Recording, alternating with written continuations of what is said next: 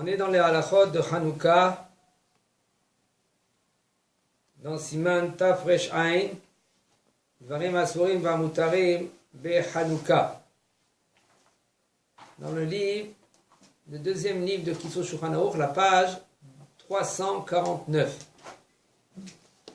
בתקופת הבית השני גזרו מלכי יוון גזירות על ישראל וביטלו אותם מדתם ולא הניחום לעסוק בתורה ומצוות ולחצום לחץ גדול ופשטו ידיהם וממונם ובנותיהם ונכנסו להיכל ופרסו בו פרצות וטימאו הטהרות ויצא לישראל מפניהם מאוד עד שיריחם עליהם השם אלוקי אבותינו והצילם מידם וגברו בני חשמונאי הכהנים הגדולים והרגום והושיעו את ישראל מידם והעמידו מלך מן הכהנים וחזרה המלכות לישראל ונמשכה יותר מ-200 שנה עד חורבן הבית שני.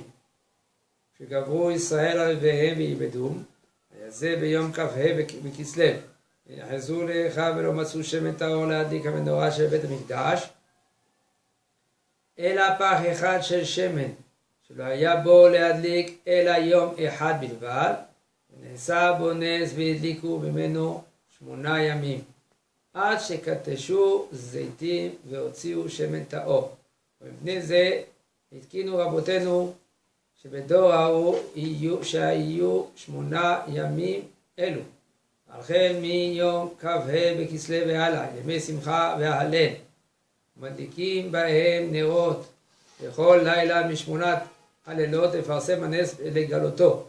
בימים אלו נקראים חנוכה. כן, il nous dit le Rav. À l'époque de le deuxième temple, il faut savoir qu'il y a le premier temple. Après le premier temple, qui c'est qui a construit le premier temple? C'est Shlomo. Shlomo HaMelech, le fils de David HaMelech. Après qu'il a construit le premier temple, okay, il a duré environ 400 ans. Après, il a été détruit par Nebuchadnezzar. Ils sont partis à Israël et Galout pendant 70 ans. Il faut savoir que les 10 Shevatim, okay, ils étaient partis en Galout avant Yehuda et Binyamin. Ils sont partis bien avant que le roi Ashur il les a pris et il les a diffusés dans le monde. Il faut savoir que le roi de Ashur, lui, il a pris tout le monde. Il a régné dans tout le monde entier. Qu'est-ce qu'il a fait? Il a diffusé tous les peuples. Il a dispersé. Pourquoi? Parce qu'il se dit qu'un homme qui est dans sa terre, il a plus de force que quelqu'un qui n'est pas dans sa terre. Un homme qui est né en France, okay, comme il dit la paracha de Lech Lecha, le derech, machlish kocho shel adam, diminue la force de bonhomme. C'est pour ça qu'il faut une bracha spéciale. Maintenant. Vous voulez dire quelqu'un qui voyage? Oui, il voyage. C'est pas quelqu'un qui habite, qui part d'un. Et aussi, il n'est pas dans sa terre où il est né, il est plus paix. Et puisque maintenant le roi Ashur, lui, l'a fait ainsi, c'est pour cela il y a une grande machloket, est-ce que Ashvatim Shlaim Chalik L'Olam Haba, Aseret Ashvatim, ils disent que Ezra Sofer après il les a ramenés quelques tribus. Alors après ils étaient en Galout pendant 70 ans, en Galout Babel. Après qu'ils étaient pendant 70 ans, ils ont reconstruit le Beth Amikdash avec Ezra et Nehemia. Et là, ils sont venus les Grecs. Ils ont conquis le monde, une partie du monde, Alexandros Mogdon. Et il régnait aussi en Israël. Pas par force en premier. Et après, il y avait des rois qui étaient en Grèce, que eux, ils ont fait des xérotes aussi à Am Israël. Il régnait, je crois que c'était 180 ans, il régnait. Et juste après, les Hashmonaïm, ils se sont révoltés et ils ont pris la royauté. Et les Chachamim, ils disent qu'ils ont fait une erreur. L'erreur qu'ils ont fait, que même qu'ils ont gagné la guerre, Baruch Hashem, Baruch Hu, il leur a donné le pouvoir de gagner la guerre. Mais là, il faut mettre le roi, un des rois. C'est le roi, c'est de la descendance de David Amelech. Et là, ils n'avaient pas de roi de David Amelech. Ils se sont dit, il n'est pas assez compétent, il n'est pas assez Yirat Shamayim. Pour cela, qu'est-ce qu'ils ont fait? Ils ont pris la royauté. Il y en a qui disent c'est Matithia, c'était le premier roi. Après c'était Yehuda Maccabi.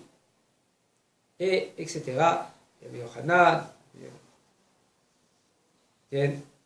etc. Et eux, après qu'ils étaient rois, je crois que c'était 5 rois des Hashmonaïm, et il y avait l'esclave, c'était Ordus, le premier Ordus, que lui qui a tué tous les Hashmonaïm, avant le Tarabim. Et la Gemara raconte dans Vavatra, même dans Maseret Kiddushin, elle raconte que il voulait se marier avec une des Hashmonaïm, parce que lui, sa mère, elle était d'Édom. Alors, il était considéré comme un Ebed des Hashmonaïm. Et lui aussi, il sortait en guerre avec les Hashmonaïm. Bon, il y a eu tout un gros problème après qu'il a pris la royauté des Hashmonaïm à cause du César Rome. Le César Rome, comme ça il dit Yosifoun, il dit que c'est lui qui l'a mis. Il a nommé roi à la place des Hashmonaïm parce que les Hashmonaïm, il y avait le beau-fils ou le neveu, qui a voulu prendre la royauté de son oncle. Et bon, tout un Inyan, et lui s'est sauvé, le roi. Et voici que Ordus, il a pris la royauté, et ça a commencé la royauté de Ordus. Lui, il a reconstruit le Beth Amikdash, le deuxième Beth Amikdash.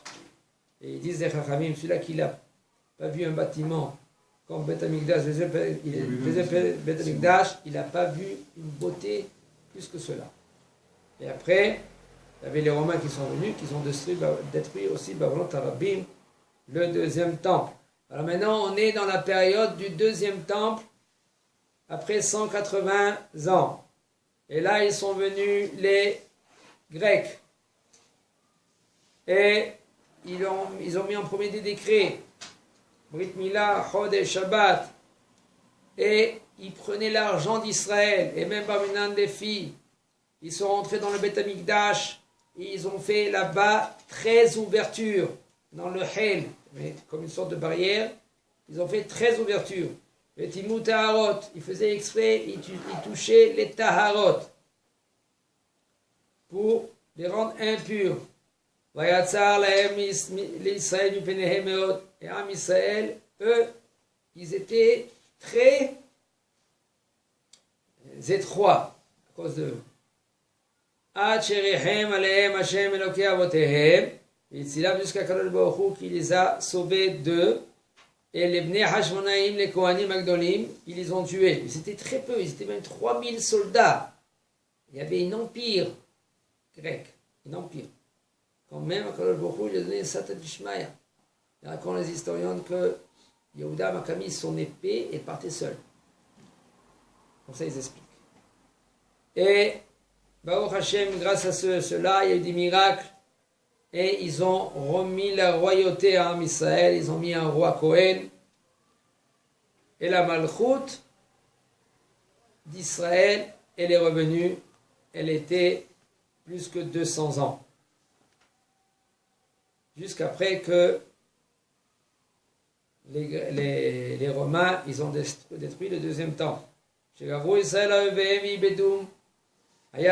quand maintenant, ils ont terminé la guerre. Quand ils ont terminé la guerre, Ve'aya beyom kavhe bekislev. Dernière ligne. C'est pas dans la même page, Netanel. On est dans la 349. Et quand maintenant ils ont gagné la guerre, Hanouka, ça s'appelle, ils ont été assiégés. Le Kafhe qui se lève, Hanouka. Maintenant ils sont rentrés dans le Echal, dans le Beth Amikdash. Ils n'ont pas trouvé de l'huile. Il faut savoir que c'est vrai que d'après la halakha, c'était moutar de allumer la Hanoukia avec de l'huile, même qu'elle est impure. Mais eux, ils ont voulu mieux faire. C'est tellement qu'ils étaient Mirat Shamaim Dolameon. Ils n'ont pas trouvé de l'huile, qu'ils étaient purs pour allumer la menorah. Et ils ont trouvé dans un coin un par Shemen Katan pur. Il était scellé là-bas le tampon du grand Kohen. Et lui, cette huile-là, il pouvait allumer rien qu'une journée. Et Baruch Hashem, il y a eu un grand Ness qu'ils ont allumé de cette huile-là pendant 8 jours. Jusqu'après qu'ils sont partis au Helek Hacher. C'était au nord. Et ils ont pris là-bas de l'huile. C'était 4 jours de marche aller, 4 jours retour. Et grâce à cela, ce Ness-là, bon, le Ness, il était fait, il y a une grosse marloquette, tout ça, comment il était fait le Ness? Il était fait d'une manière que le Kohen, quand lui il a versé de l'huile, il a versé un tout petit peu tous les jours pour allumer, parce qu'il savait que c'était 8 jours, 4 jours aller, 4 jours retour. Alors, tous les jours, il mettait un peu de l'huile, au moins que de faire la mitzvah. Il y a des questions dans cela. Comment tu peux faire une mitzvah pareille? Fais au moins un jour, bien comme il faut, parce que sinon ce sera assourd de faire ainsi.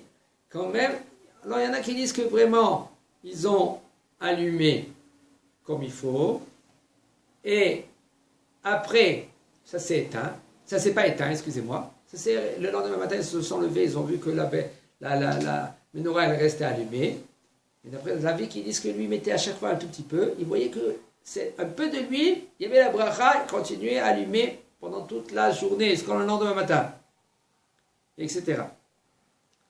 Il dit, venez Sabones, jusqu'ils sont partis à Chelko de Hacher là-bas, et c'est pour cela, Chachamim, ils ont été ma'idkinu, mipneze idkinu rabotenu shebador, shmonat yamim elu. Il faut savoir qu'ils ont vu, l'année d'après, ils ont vu la lumière de Hanouka. Chachamim, ils ont institué, grâce à cela, de Yamé Simcha ve'Halel, à partir de Kafhe Bekislev. Et on allume les bougies de Hanouka toutes les nuits, 8 bougies pour publier le Ness, et le diffuser dans tout le monde entier. Et ces jours-là, ça s'appelle Hanouka. Et il dit, le Rav, il dit, Vikol Ze ou la Shona Rambam, tout ça c'est le langage du Rambam. Et Savrele, Shenesh, Anitzaro, Anishtayem, Beyom, Kafhe Bekislev. D'après le Rambam, on a gagné le Kafhe qui se lève. Et par contre, le prix Hadash. Shenika Hanouka al Shem Shehanu Kafhe qui se lève. C'est pas qu'on a gagné la guerre. Et là, on a été après la guerre. Bien après la guerre, ils ont été assiégés quand le Kafhe qui se lève. Atam Sheniknu Shmonat Yeme Hanouka, Velo Tisha, Mishum Sfeka de Yoma, les fiches Hanouka, Midivrem, Lo Yechminu Fuka. Top. Est-ce que, כן, חזק וברוך.